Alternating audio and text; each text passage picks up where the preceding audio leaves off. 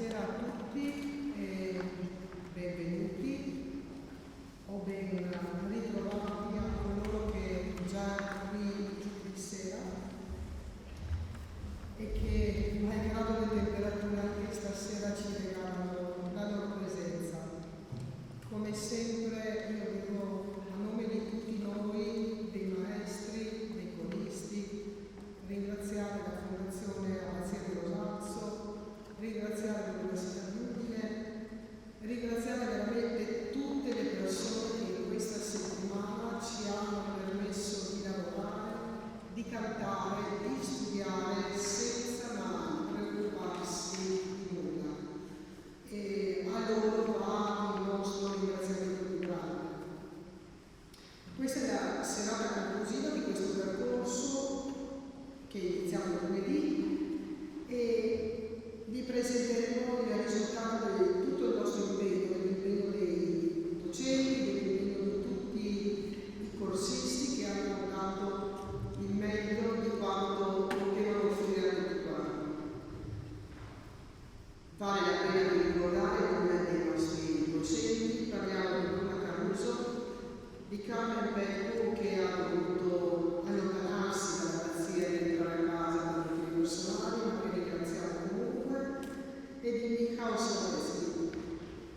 Ma questa è un'edizione veramente speciale, è un'edizione che ha portato a Rosazzo 35 corsisti, coristi, un record per le iscrizioni ai seminari di Verbo Resonance, un'edizione che ha toccato forse il vertice più alto anche dell'internazionalità.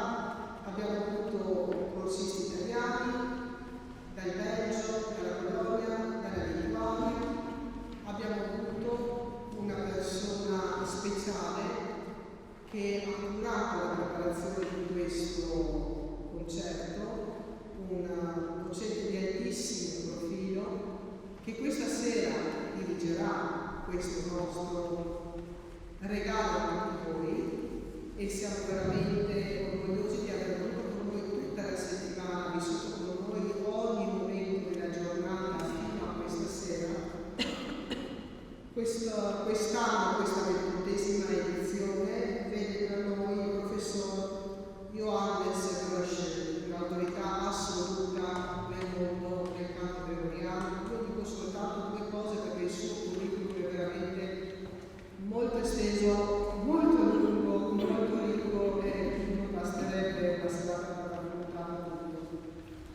È già stato professore ordinario di canto gregoriano e liturgia all'Università di Musica di Monaco di Baviera ed è presidente dell'Associazione Internazionale di Studi di Canto Gregoriano. Lui ci ha raggiunto domenica e con noi ha vissuto ogni minuto della giornata, dandoci ogni possibile insegnamento in collaborazione e sempre in armonia con i nostri docenti e con noi tutti. Il concerto di stasera è un viaggio che è cominciato giovedì. Giovedì abbiamo avuto un concerto in una scuola gregoriana che viene da Varsavia, che ci ha proposto un percorso tutto dedicato alla figura di Maria. Il percorso di stasera invece si sviluppa attraverso le tre virtudi orali, fede, carità e speranza, ma non lo fa soltanto e limitandosi all'esecuzione di brani che vedono queste tre virtù centrali nel testo che verrà cantato, ma lo fa nella prospettiva, nella visione di un percorso che attraverso queste tre virtù vuole realizzare la pace. Ed è infatti il titolo del concerto di stasera, La pace del mondo. Niente di più attuale, niente di più vicino a tutti voi, sicuramente. Ci sono però due parole che accomunano il percorso di giovedì e il percorso di questa sera. Sono due parole forti, sono la parola scandalo e la parola follia. Maria era scandalo per la casa di Davide perché aveva avuto un figlio che si pensava frutto di qualcos'altro, Maria era una folle perché suo figlio lo ha regalato a noi, non l'ha tenuto per sé. Ma anche noi questa sera parliamo di scandalo e di follia. Lo scandalo è quello di cui parla San Paolo nella lettera ai Corinzi, quando dice che Gesù è scandalo per i giudei e stoltezza, dice lui, per i pagani. Ma è anche quello che possiamo leggere tra le righe di un componimento di Pasolini, quando lui si chiede il senso del Cristo crocifisso e dice che la chiarezza del cuore, la purezza del cuore è degna di ogni scherno. Essere puri, essere aperti, confidare nella fede, nella speranza e nella carità può essere segno di scherno, ma questo non è importanza. È follia parlare di fede, speranza e carità in questi tempi, ma è follia fare una cosa diversa, al contrario di quanto ha fatto Maria, cioè pensare che mettere al mondo dei figli sia solo un atto di egoismo o di edonismo, di piacere personale.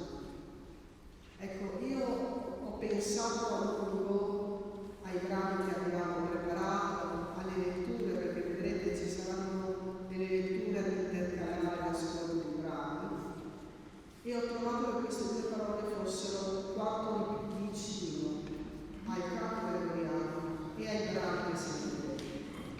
Quindi stasera siamo qui a donarvi la nostra follia, la chiarezza del nostro cuore e a gridare lo scandalo, perché in questo senso è scandalosa la natura del canto gregoriano e sono folli coloro come noi che in esso si immergono e vi si innamorano.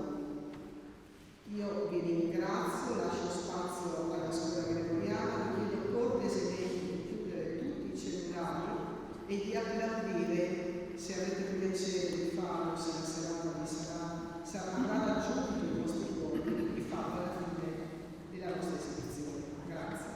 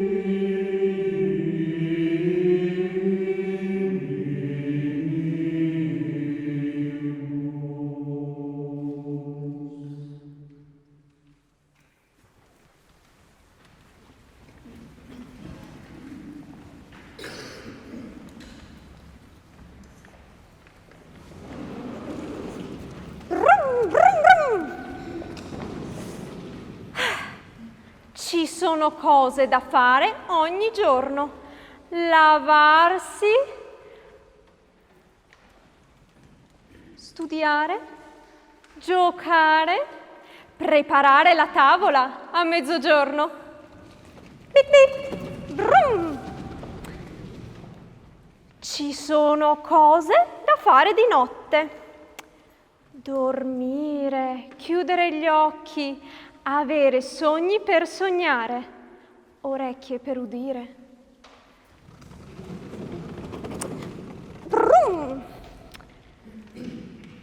Ci sono cose da non fare, mai, né di giorno né di notte, né per mare né per terra.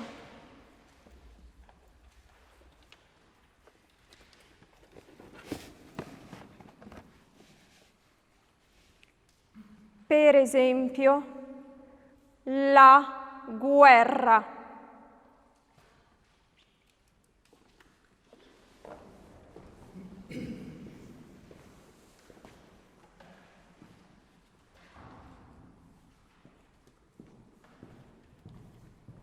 Un giorno un signore stava sotto un albero del suo giardino e mal sopportava il petulante cinguettio degli uccelli che amavano stare sui rami.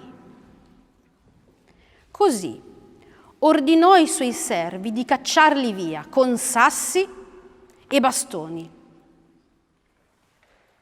Ma il creatore si accorse subito che dal grande concerto dell'universo mancava una voce e, arrabbiatissimo, mandò di corsa un suo assistente a rimettere gli uccelli sull'albero.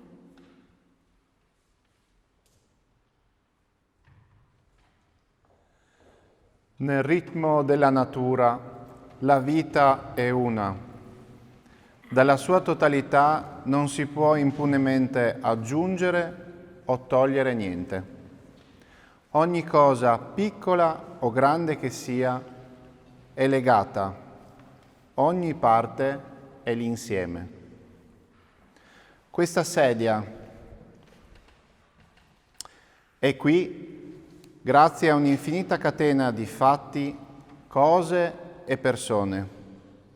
La pioggia caduta sul bosco dove è cresciuto l'albero, il boscaiolo che ha tagliato l'albero, che lo ha dato al falegname, che ha costruito questa sedia coi chiodi fatti dal fabbro, che ha usato il ferro estratto da una miniera. Se solo un elemento di questa catena, magari il bisnonno del falegname, non fosse esistito, questa sedia non sarebbe qui. Tra un fatto e l'altro c'è sempre una correlazione diretta. Niente nella storia umana è semplice da spiegare.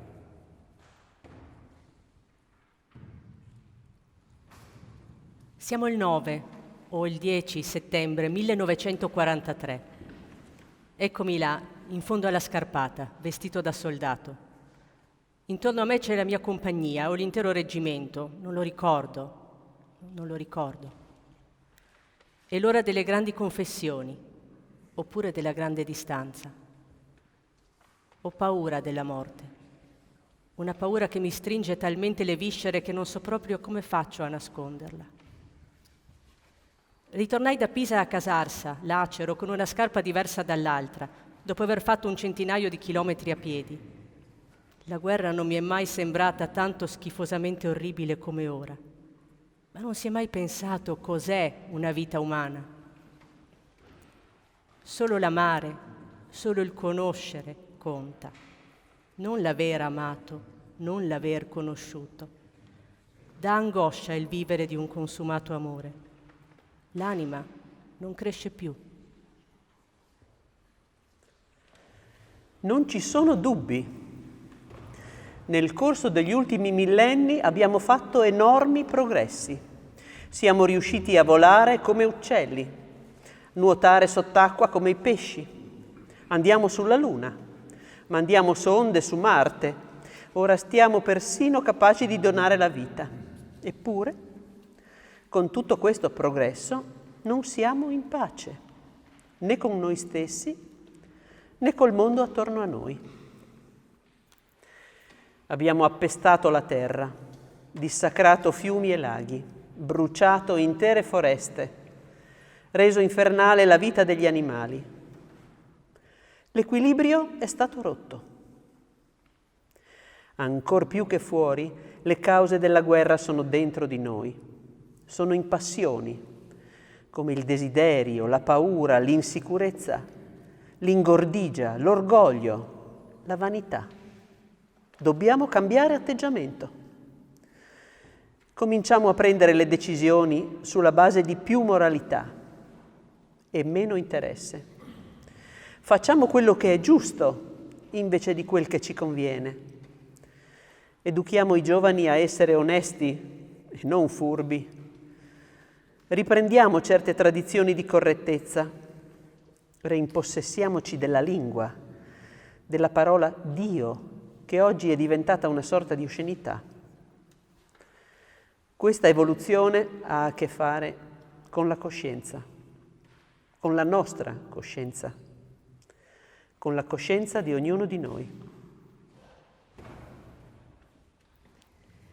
Io sono un poeta e da poeta so che non posso tacere davanti all'ingiustizia, alla distruzione, all'orrore. Non si può non prendere posizione, non urlare l'indignazione assoluta.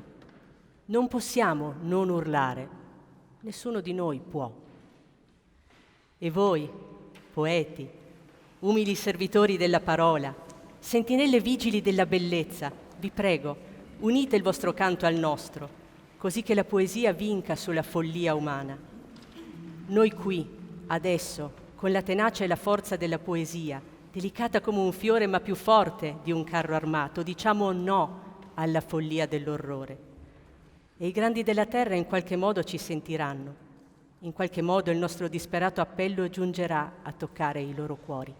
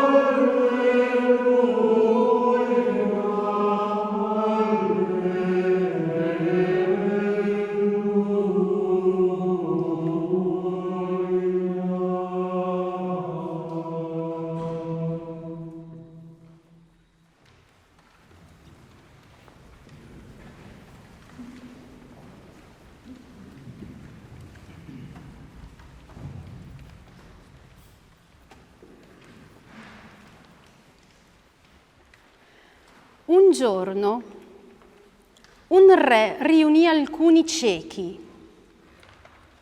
e propose loro di toccare un elefante per constatare come fosse fatto. Alcuni afferrarono la proboscite e dissero: abbiamo capito, l'elefante è simile a un timone ricurvo. Altri tastarono gli orecchi e dichiararono: è simile a un grosso ventaglio. Quelli che avevano toccato una zanna dissero: assomiglia a un pestello. Quelli che avevano accarezzato la testa dissero: assomiglia a un monticello. Quelli che avevano tastato il fianco dichiararono: è simile a un muro. Quelli che avevano toccato la gamba dissero: è simile a un albero. Quelli che avevano preso la coda dissero: assomiglia a una corda. Ognuno era convinto della propria opinione e a poco la loro discussione divenne una rissa.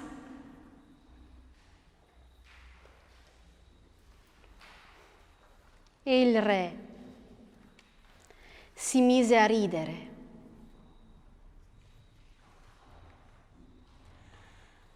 Il nostro è un momento di straordinaria importanza.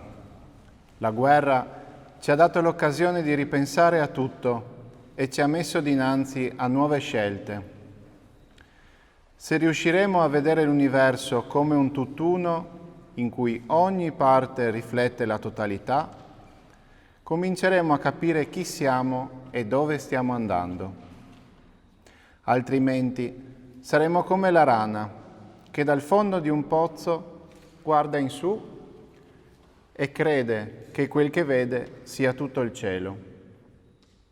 Non dobbiamo farci trascinare da visioni parziali della realtà.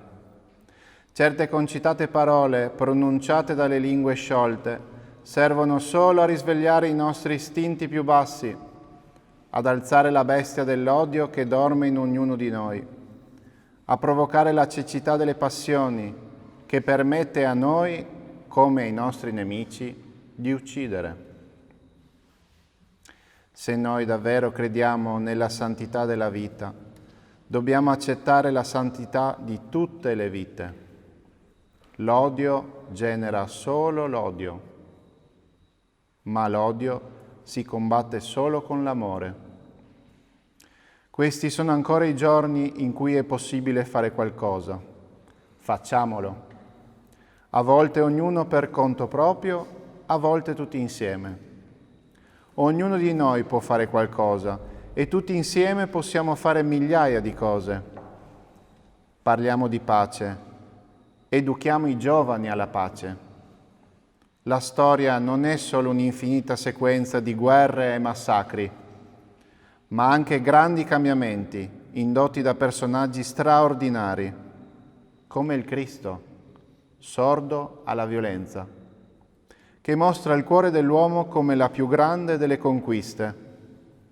Il cammino è lungo e spesso ancora tutto da inventare, ma questa è una buona occasione per capire, una volta per tutte, che il mondo è uno e che ogni parte ha il suo senso.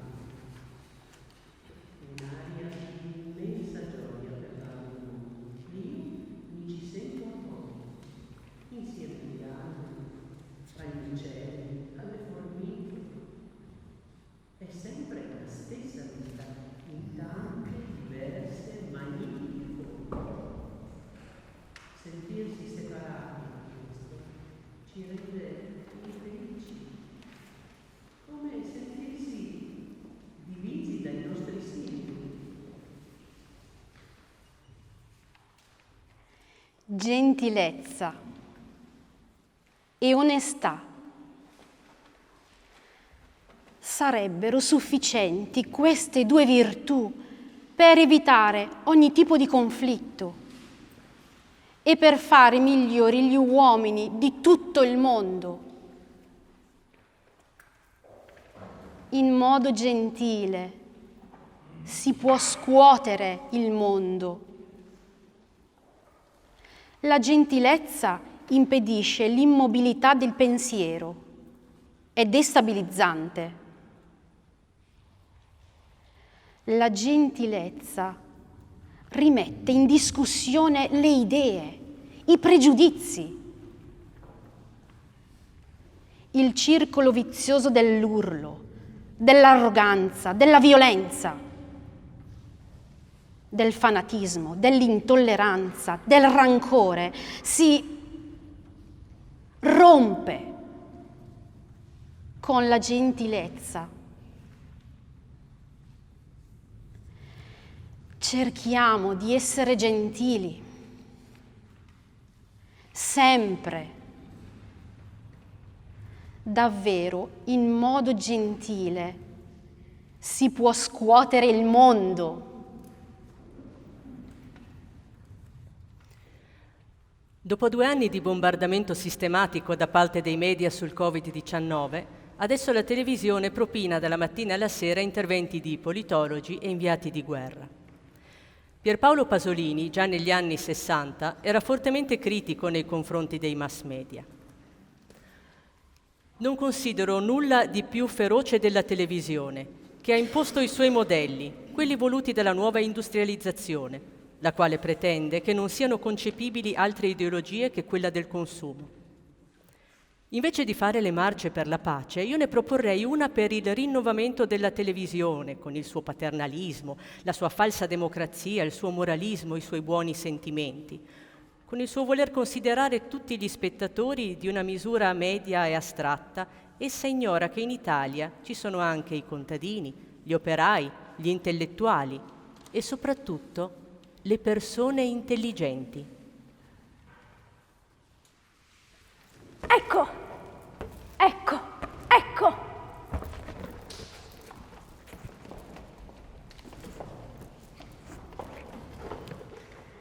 Eccole qua, le armi che piacciono a me. La pistola che fa solo...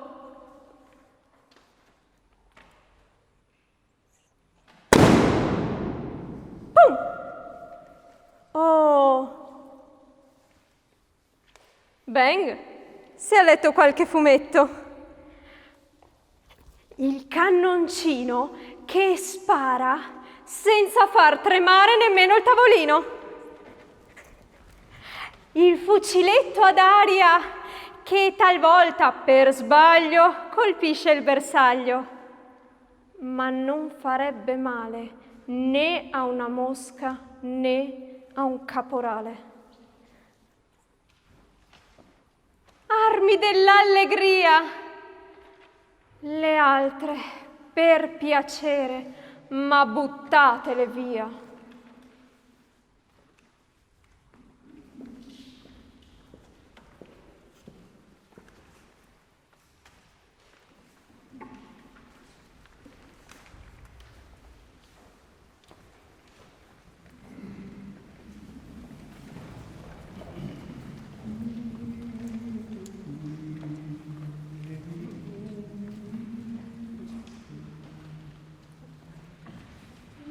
Venido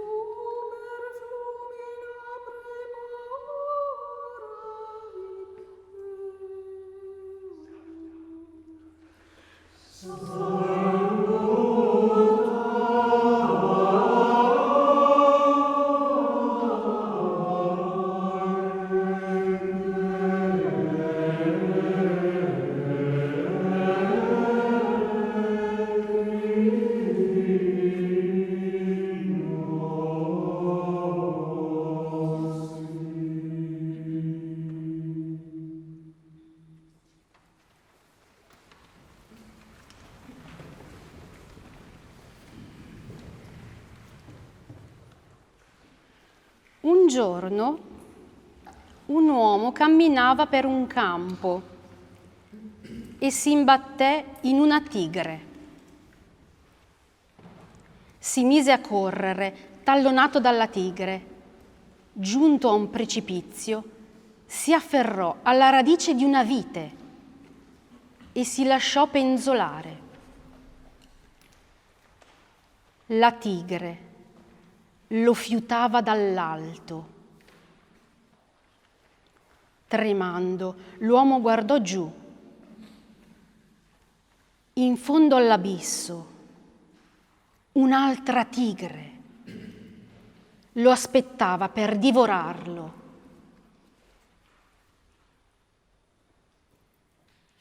Soltanto la vite lo reggeva.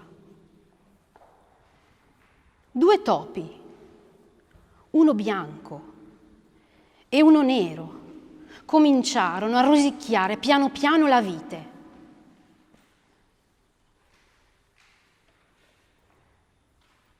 L'uomo scorse accanto a sé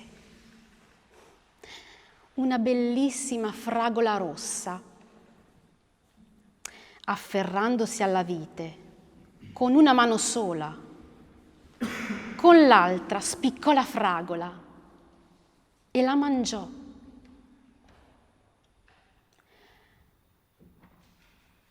Com'era dolce!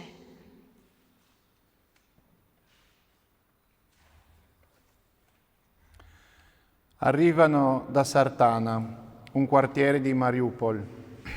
Sono fuggiti in Italia, Kostiantin e la sua mamma. Kostiantin ha 5 anni, la febbre è alta e non smette di piangere. La mamma non parla con le parole, parla con gli occhi, uno sguardo assente. Mi arriva la sensazione che anche il più delicato gesto da parte mia possa essere troppo. In questo momento è troppo faticoso accogliere qualsiasi intenzione di un altro essere umano. Lei e il figlio sono rimasti 4 giorni sotto le macerie della loro casa. Nella foto prima del disastro, la casa era circondata da una staccionata di legno verde con rombi gialli, mattonelle chiare a vista, 2 piani, un camino sul tetto, una piccola altalena in plastica nel giardino e la cassetta della posta, grigia e piena di lettere. Lettere forse mai lette, ora sepolte. Mentre le lacrime cadono sul vetro dello smartphone, la seconda immagine mostra la stessa casa, oggi. Un pavimento di vetri rotti, finestre sventrate, pezzi di legno e carcasse metalliche di mobili, pareti da cui pendono travi. Mi dice che lì il padre di Kostiantin, 38 anni, stava cercando di aiutare l'altro figlio, il più piccolo, e sono morti entrambi, schiacciati dal soffitto della loro stessa casa. Quella casa costruita grazie ad anni di sogni capaci di superare ogni sacrificio. Vedo di fronte a me un mondo doloroso e sempre più squallido. La parola speranza è completamente cancellata dal mio vocabolario.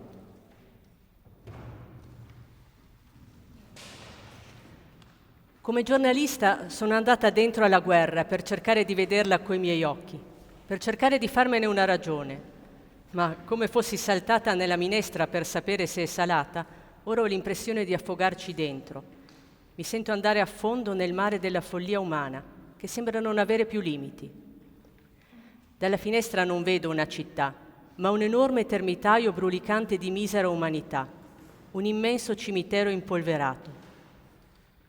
Tutto è polvere e ho l'impressione che nella polvere che mi annerisce costantemente le mani, che mi riempie il naso, che mi entra nei polmoni, in questa polvere c'è tutto quel che resta di tutte le ossa, di tutte le case, i parchi, i fiori e gli alberi che hanno un tempo fatto parte di questa città. Sento un gran misto di rabbia e di speranza. A volte sento come un dolore fisico la follia del destino a cui l'uomo per sua scelta sembra essersi votato. Con una mano costruisce, con l'altra distrugge. Con fantasia dà vita a grandi meraviglie, poi, con uguale raffinatezza e passione, fa attorno a sé il deserto e massacra i suoi simili. Passano i giorni, ma non mi scrollo di dosso l'angoscia di essere un rappresentante della più moderna, della più ricca, della più sofisticata civiltà del mondo, che ora è di nuovo impegnata in una guerra.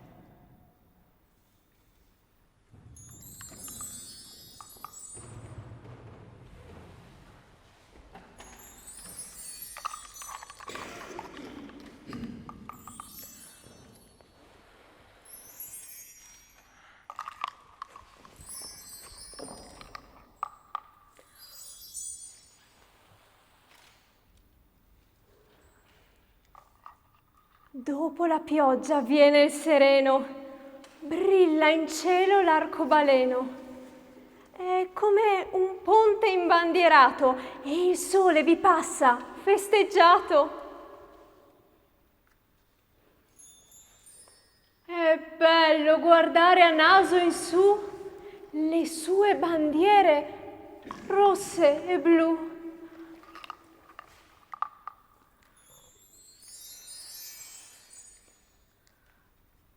Però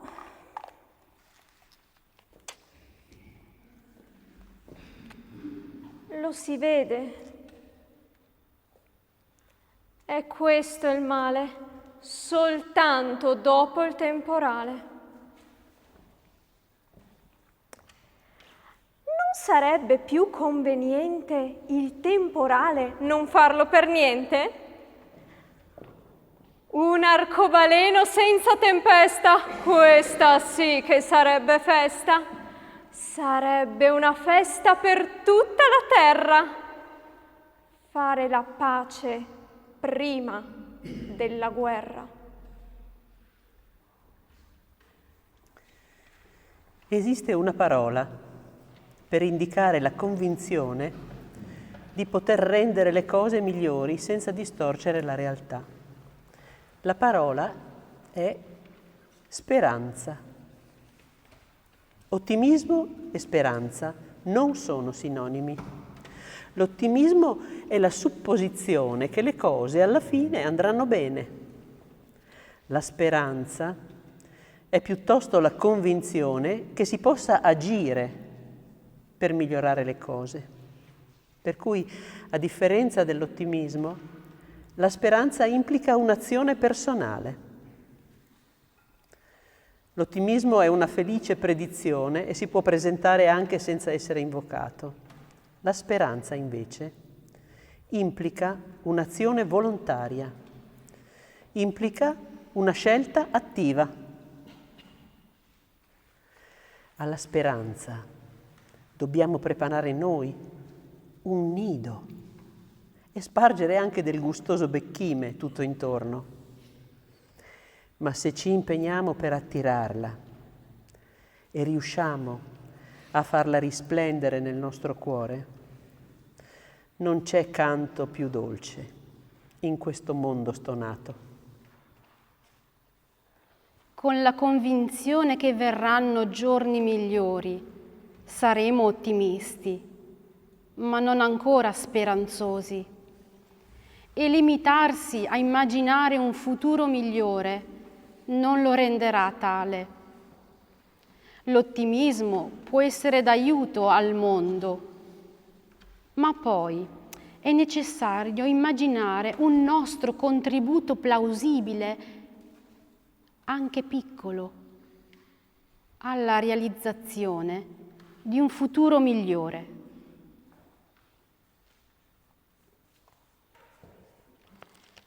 Non limitiamoci a crogiolarci al bagliore di una città fittizia. Facciamo invece una lista degli elementi specifici che potrebbero essere migliori e, armati di speranza, facciamo il passo più importante: agiamo. Diamoci da fare. Occupiamoci realmente di una persona. Teniamo pulito uno spazio comune. Condividiamo ciò che possediamo. Impegniamoci nel volontariato. Diamo maggiore visibilità a un problema scomodo. Facciamo.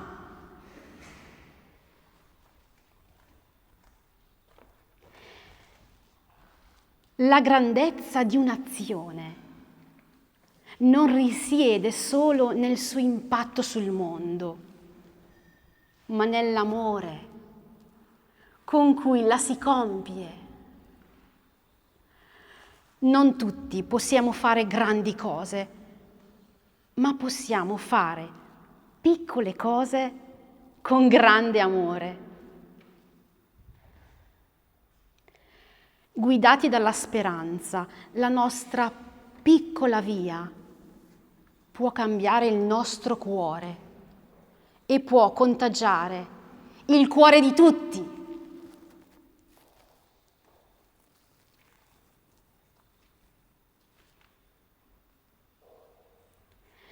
Con l'amore, l'effetto che la pratica della speranza ha su di noi è enorme. Percorriamo ogni giorno la piccola via sostenuta da Santa Teresa di Lisieux.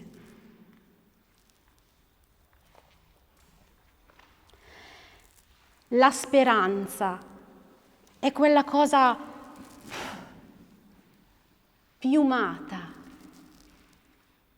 che si viene a posare sull'anima e canta melodie senza parole e non smette mai